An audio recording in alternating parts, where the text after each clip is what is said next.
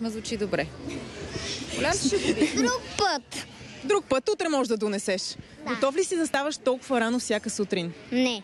Ами ако какво ще правиш? Как ще ставаш? Ще се успиваш ли? Не, мама ще ми пуска аларма, въпреки че много ме мързи. Мързите? А мързи ли те да учиш? Не. Не, добре. Успя ли да видиш вече някои от твоите съученици, въпреки че ние сме малко по-рано, доколкото знам? Не. Никой няма. Колко деца сте в клас, знаеш ли? 24. 24. Вярна информация, потвърждавам. Как ще ставате всяка сутрин рано? Той ти още ли си гладен? Ние много бързахме, не можа да хапнеш. Ще ям. Ще ядеш след малко. А колко момчета и колко момичета сте в клас? Никаква представа. Никаква представа. Добре, ще разбереш. Имаш време, имаш цяла година, след това още 11 след тази.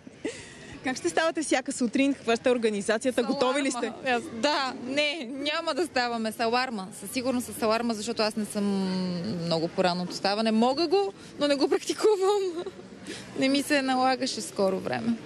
Успяхте ли да разговаряте с другите родители?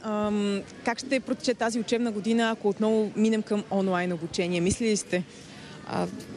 Технологиите поне помогнаха родителите да си комуникират помежду си чрез всякакви групи наляво-надясно в социалните мрежи. И да, говорили сме за това. Всички се надяваме да не се стигне до там.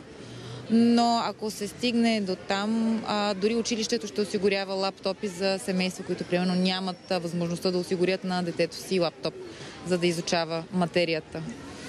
Тони, ти как предпочиташ да учиш? Да си в класната стая или от компютъра? От компютъра. Сигурен ли си? Така няма да можеш да си играеш с твоите съученици. Ще имаме почивки и ще може да ядем. Храната е много важна за теб, доколкото виждам. Добре, сега от тук трябва да влезеш. А знаеш ли къде трябва да отидеш? Да, вече виждам един съученик. Виждаш ли го? Добре, хайде отивай при него, желая ти успех и на вас желая успех. Един хубав първи учебен ден. Ще се видим пак да ни кажеш как е протекал първият ти учебен ден. Става ли? Да. Добре, хайде заповядай.